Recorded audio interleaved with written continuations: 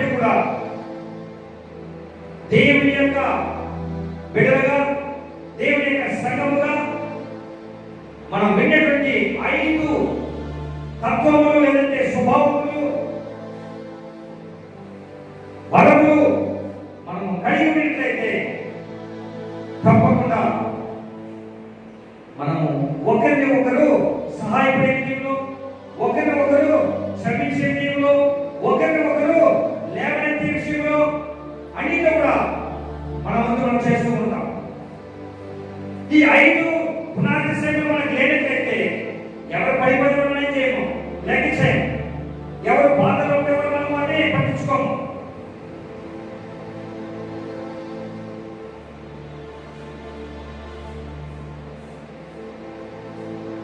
దైవత్వము అన్నది వాళ్ళు ఉండదు. దైవత్వం కాదు, చెప్పాలంటే ఒక మాటతో మానవత్వం కూడా ఉండదు.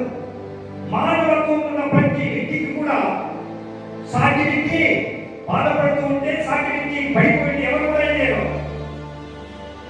చూసి ఊరికే వెళ్ళిపోరు.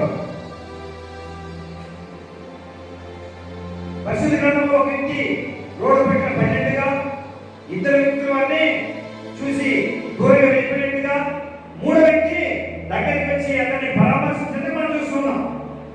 అంటే దూరంగా వెళ్ళిపోయిన వాళ్ళు మానవత్వం లేదనా? మానవత్వం ఉంది కాబట్టి వాళ్ళు అనుకున్నారు నాకు దీంతో అవసరం లేదనుకున్నారు.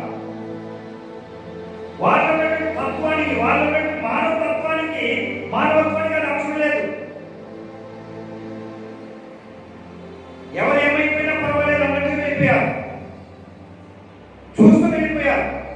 కానీ 3వ వ్యక్తి దగ్గరికి వచ్చి అతని లేపి, అతని గాయములకు నూనె రాసి, అతని తన యొక్క గాడి మీద కూర్చోబెట్టుకొని తీసుకెళ్ళి మనం చూస్తున్నాం.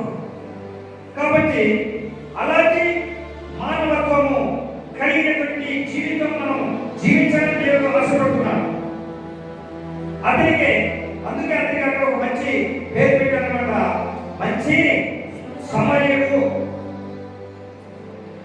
అతడు సమరయుడు. సమరయుడు అందరికన్నా ఆయన మంచివాడు అన్నట్టు మనం చూస్తున్నాం. దేవుని యొక్క రాకడలో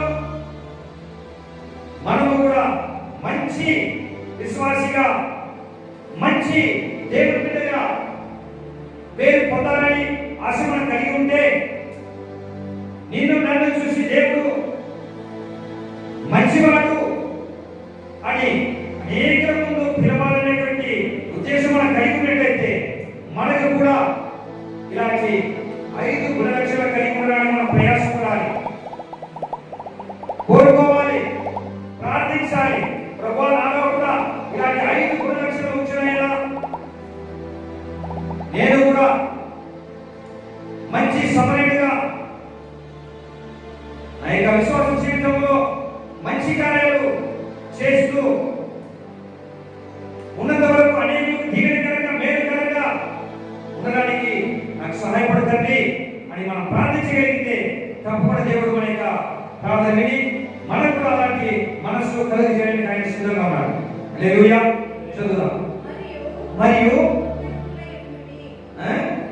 కృతజ్ఞుడైనడి. హల్లెలూయా. కృతజ్ఞత మనం కలిగి ఉండాలి. చాలా మంది మేలు పొంది, ఆశీర్వాదం పొంది కృతజ్ఞత లేని వారిగా మనం ఉండినట్లయితే అది దేవునికి ఇష్టమైన కార్యం. అందుకే చెప్తున్నాడు, మీరు అన్ని విషయంలో కృతజ్ఞత కలిగి ఉండాలి. కృతజ్ఞత అంటే చేసిన మేలుకు థ్యాంక్స్ చెప్పినట్టు కృతజ్ఞత. మనం ప్రతి ఒక్కరు కూడా కృతజ్ఞత మనస్సు కలిగి ఉండాలి.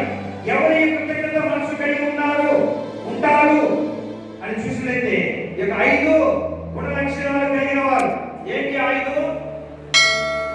జాలిగల మనస్సు, దయాళుత్వము, వినయము, సాత్వికము, దీర్ఘశాంతము. ఈ 5 గుణ లక్షణాలు మనం కలిగినట్లయితే మనకు ఇంకొక గుణ లక్షణాలు కూడా మనం కలిగి ఉంటాం. కృతజ్ఞత. మేలు చేసిన వారిని చివరి వరకు కూడా మర్చిపోకుండా ఉండడం. మేలు చేసిన ఆ సమయంలో గుర్తు పెట్టుకోవడం కాదు, జీవితకాలం అంతా కూడా. హల్లెలూయా. జీవితకాలం అంతా కూడా మనం చేసిన మేలు మనం మర్చిపోకుండా ఉండడమే కృతజ్ఞత. చేసిన మేలు మర్చిపోయినట్టు వాళ్ళు ఏమంటారు? ద్రోహి అంటారు. చేసిన మేలుని మరొకటి వాళ్ళు ఏమంటారు? కృతజ్ఞతలు. దీనికి కృతజ్ఞత మనసు ఉంది బా. ఎప్పుడో చేసిన ఒక చిన్న సహాయం నన్ను ఇప్పుడు చూస్తే కూడా ఏమంటారు వాళ్ళు? నన్ను పలకరిస్తాడు.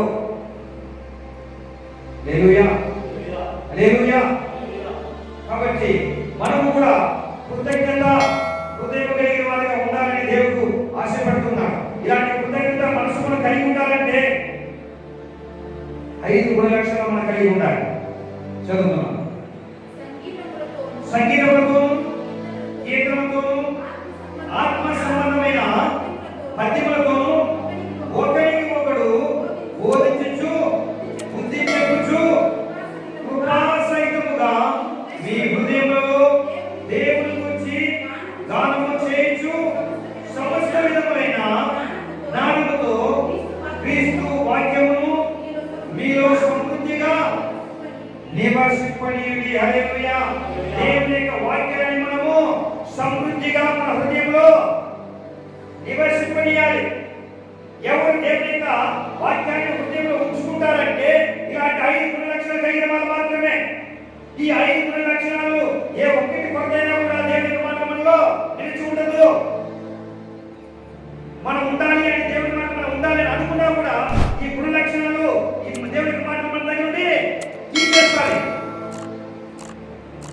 అందుకే చాలా మంది అంటుంటారు, మనం ఏదైనా పొరపాటు చేస్తే నువ్వు క్రైస్తుడు కాదా, నువ్వు విశ్వాసి కాదా, నువ్వు ఇలా చేయొచ్చు అలా చేయొచ్చు అన్నప్పుడు ఏమవుతుంది? ఈ వాక్యము అందరికీ తెలియదు. హల్లెలూయా. ఆ వాక్యము మనం కలిగినట్లయితే, దాన్ని మన హృదయంలో భద్రపరచుకున్నట్లయితే, మరి ఎవరు ఈ మాటని దేవుని యొక్క మాటని హృదయంలో భద్రపరుచుకుంటారు అని మనం ఆలోచించినట్లయితే ఈ 5 గుణలక్షణాలు కలిగిన వాళ్ళు దేవుని యొక్క మాటని హృదయంలో భద్రపరుచుకుంటారు. దేవుని యొక్క మాటని వారు భయపడతారు. దేవుని యొక్క మాటకి భయపడమే ఆయన మాటని మనం హృదయంలో భద్రపరచుకోవడం. దేవుని యొక్క మాటని మనం లక్ష్యం పెట్టకపోతే, దానికి భయపడకపోతే ఈ 5 గుణలక్షణాలు మన దగ్గర లేదు అన్నట్టుగా మనం అర్థం చేసుకోవాలి. కాబట్టి దేవుని ప్రేమటి వాళ్ళరా, చివరి రోజుల్లో దేవుని యొక్క రాకడ అతి సమీపము అన్నటువంటి రోజుల్లో ఉన్నటువంటి మనము ఇలాంటి మంచి గుణ లక్షణాలు, దేవుని యొక్క లక్షణాలు, దైవ లక్షణాలు మనం కలిగి ఉండడానికి మనం ప్రయాసపడాలి. ఎందుకు మనకు దైవ లక్షణం కలిగి ఉండాలి అని ఒకవేళ మనల్ని ప్రశ్నిస్తే, మనము దేవుని యొక్క బిడ్డలం కాబట్టి, దేవుని యొక్క స్వరూపంలో చేయబడి వారు కాబట్టి దేవుడిలో ఉన్నటువంటి లక్షణాలు మనం కలిగి ఉండాలి అనే సమాధానం మనం చెప్పగలము. హల్లెలూయా. మరియు మాట చేత కానీ నీ చేత కానీ ఏమి చేసినను ప్రభువైన యేసు ద్వారా తండ్రి అయిన దేవునికి కృతజ్ఞతలు చెల్లించుచు సమస్తమును ఆయన పేరిట చేయండి. హల్లెలూయా. మీరు ఏమి చేసినా కూడా ఎవరి పేరిట చేయాలి? దేవుని పేరిట. దేవుని పేరిట ఎక్కడైతే మనం పని చేయమో అక్కడ మరి ఎవరి పేరిట చేస్తుంటాం? మన పేరు గురించి, మన గొప్పతనాన్ని గురించి, మన పేరు ప్రఖ్యాతి గురించి మనం చేస్తూ ఉంటాం. కానీ మనకు నేర్పించే సత్యం ఏంటంటే, మనము ఏ పని చేసినా కూడా ఎవరు చేసినట్టు? దేవునికి చేసినట్టు, మనిషికి చేసినట్టు కాదు. మనం ఒకవేళ మనిషికి సహాయపడుతున్నా కూడా ఎవరి పేరు సహాయపడుతున్నాం?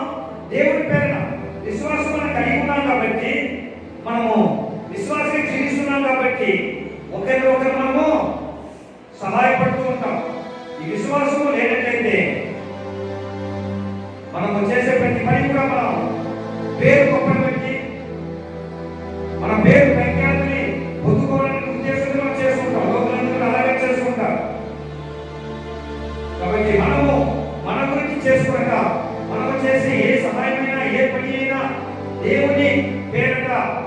చేస్తూ ఉండాలి అనే కార్యాన్ని దేవుడు మనకు బోధిస్తున్నాడు. హల్లెలూయా. మరి మనం చేసే ప్రతి పని కూడా దేవుని పేరిట జరిగిన మనస్సు మనం ఎప్పుడు కలిగి ఉన్నామంటే ఒక 5 గుణ లక్షణాలు మనం కలిగి ఉన్నాము. చాలా మంది ముందు చదివే వాక్యంలో పాట ద్వారా, వాక్యం ద్వారా, పద్యముల ద్వారా ఒకరినొకరు ఏం చేయాలి, మనము బలపరుచుకుంటూ ఉండాలి. చాలా మంది ఏం చేస్తున్నారంటే పాటలు పాడి ఇద్దరిని ఏం చేస్తారు, దుఃఖపరుస్తూ ఉంటారు. కానీ వాక్యం అనేది చెప్పలేదు. వాక్యము ఏం చెప్తుంది, మనం చదువుతాం, సంగీతములతోనూ గీతలతోనూ ఆత్మ సంబంధమైన పద్యములతోనూ ఒకరికి ఒకరు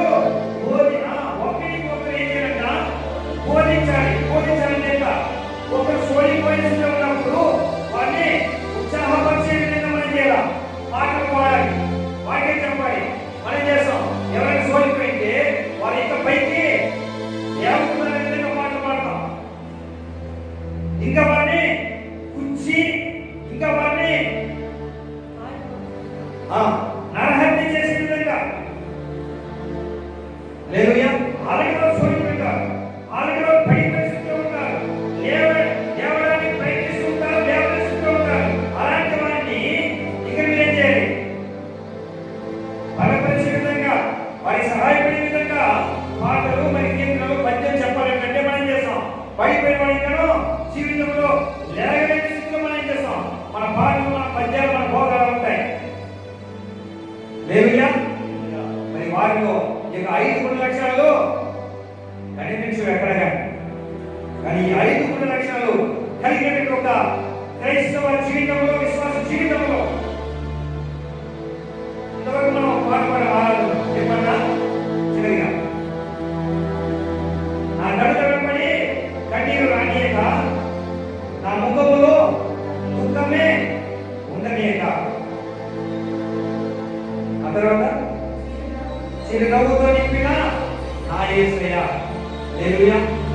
అలా ఒక ఏడుస్తున్నప్పుడు అలాంటి పాట పాడి వాడిని ఏం చేయండి, బలపరిచే విధంగా ఉంటారు. రెండవ పద్యం, రెండవసారి ఏం చెప్తారు,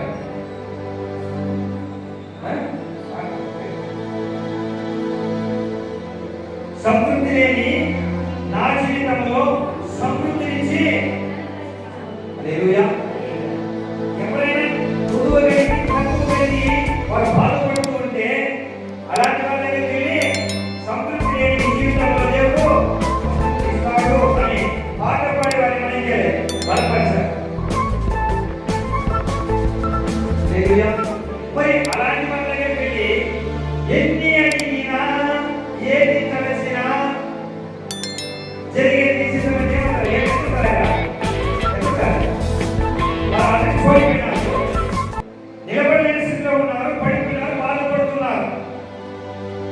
కన్నీటితో వాళ్ళు పిగిపోతున్న సమయంలో అలా దగ్గరికి వెళ్ళి ఎన్ని తలచినా, ఏది అడిగినా జరిగేది నిశ్చితమని వాళ్ళు ఏమనుకుంటారు అంటే, నా పరిస్థితిని చూసి నన్ను ఇలా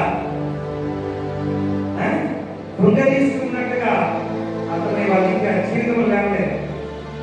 చాలా మంది అలాంటి పద్యాలు పాడుతూ, చాలా మంది కృంగదీస్తూ విశ్వాసంలో అడిగి తొక్కేసినటువంటి విశ్వాసం లేకపోలేదు. హల్లెలూయా. కానీ నీవు నేను ఎలాంటి స్థితిలో మనం ఉన్నాం, ఇలాంటి 5 గుణ లక్షణాలు మనకు కలిగి ఉంటే అలాంటి పాటలు మనకు రావు. ఏ స్థితిలో ఒక ఆత్మ చూసినట్టే ఆ స్థితిలో పైకి లేవనెత్తి మనస్సు కలిగి ఉంటాం. అలాంటి పద్యాన్ని, అలాంటి పాటని, అలాంటి వాక్యాన్ని, సంగీతం దేవుడు మనకి ఇస్తాడు.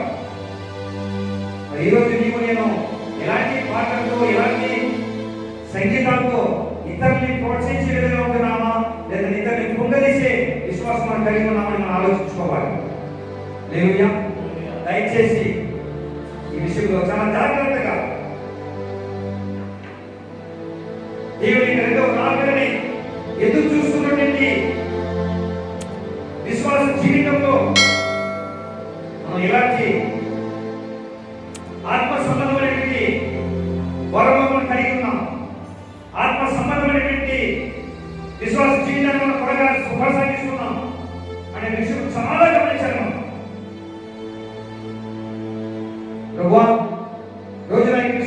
జీవితంలో నేను ఎలా జీవిస్తున్నా?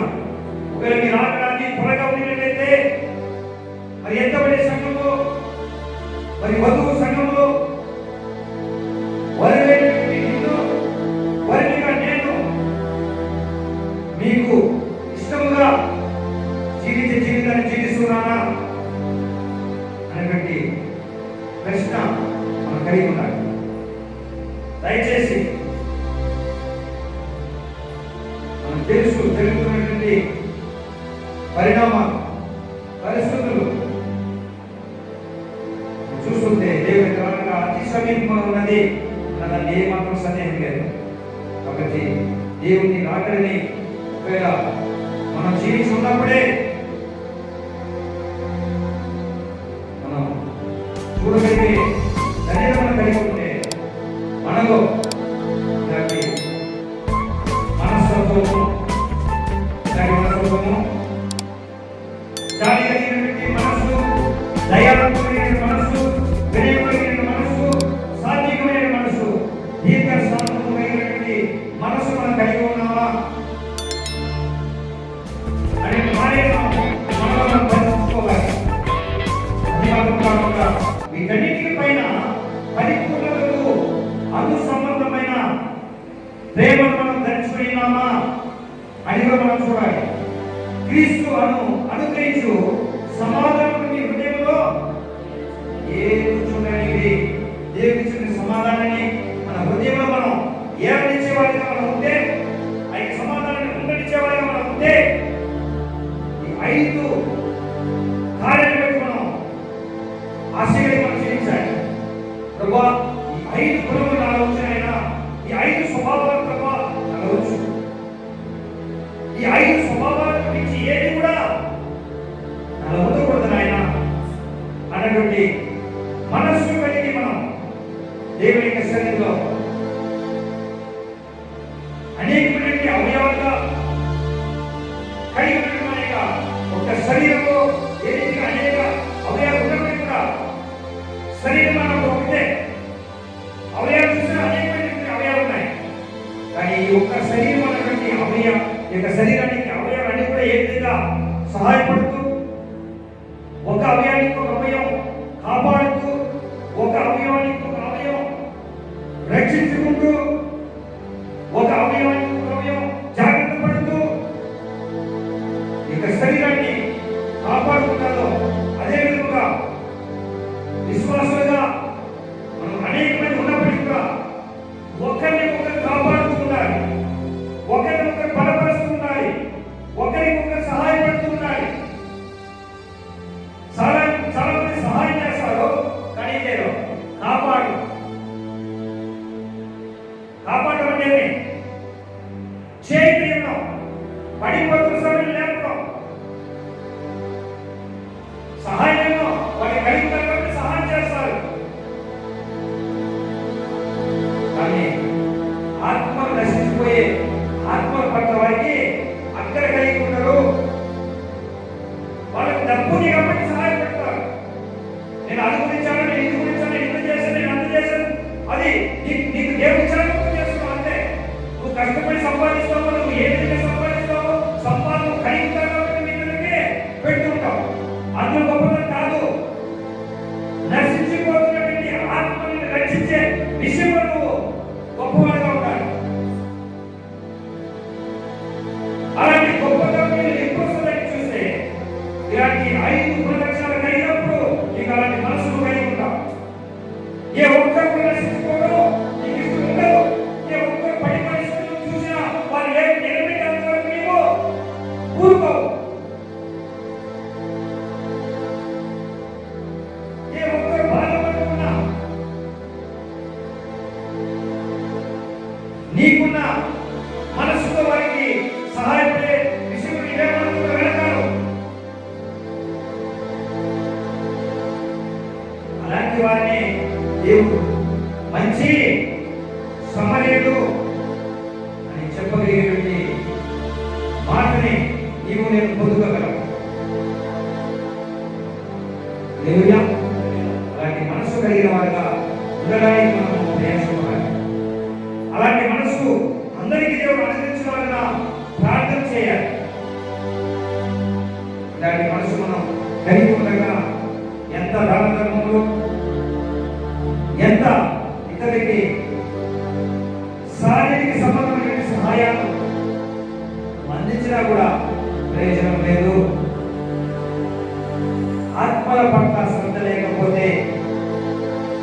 దేవుని యొక్క రాకడ నీవు సిద్ధపడలేదు. హల్లెలూయా. ఆత్మల పట్ల భారము లేనివాడు అయ్యో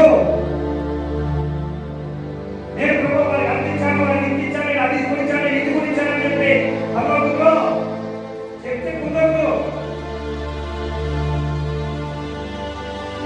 దేవుడు మన దగ్గర, నీ దగ్గర, నా దగ్గర లెక్క అడిగింది ఏ ఒక విషయంలో, ఏ విషయంలో ఆత్మల విషయంలో దేవుడికి లెక్క అప్పగించాలి. నువ్వు ఇల్లు కట్టించు, వేరే నేను మొహం గురించి, భక్తుల గురించి, అది ఇచ్చా, నేను కూడా తినడానికి అందించి కూడా ఇది కాదు. ఎన్ని ఆత్మని నీవు నశించిపోతున్న ఆత్మని నీ కళ్ళ ముందు నీకు తెలిసి పడిపోయినటువంటి సిద్ధమైనటువంటి ఆత్మని ఎంతమంది నువ్వు లేపి నిలబెట్టగలిగావు, ఎంతమందికి నీవు సహాయపడగలిగావు? నీ సహాయంతో ఎన్ని ఆత్మలు నా సన్నిధికి వచ్చింది అని ఒక్క లెక్క మాత్రం దేవుడు నీ దగ్గర నా దగ్గర అడుగుతాడు. ఆ లెక్కని మనం చెప్పడానికి సిద్ధ మనసు మనం కలిగి ఉండాలంటే ఈ 5 విధములైనటువంటి గుణాతిశయం మనం కలిగి ఉన్నప్పుడు దేవుని యొక్క రాకడలో ధైర్యంగా ముందు వరుస నిలబడడానికి మనం ధైర్యం కలిగి ఉంటాం.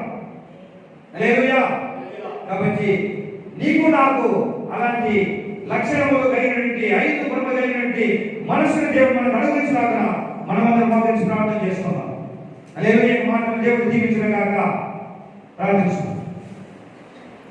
దయచేసి అందరూ కూడా మోకరించి ప్రార్థన చేసుకుందాం. ప్రతి ఒక్కరు కూడా ప్రభువా ఇలాంటి 5 గుణములు కలిగినటువంటి మంచి మనస్సుని ప్రభువా మాకు దయచేయండి అనేటువంటి రీతిగా మనం ప్రార్థన చేసి మనందరం కూడా దేవుని రాకడకు సిద్ధపడదాం. దేవుని రాకడకు సిద్ధపడమే మన యొక్క లక్ష్యం, అదే మన కోరు.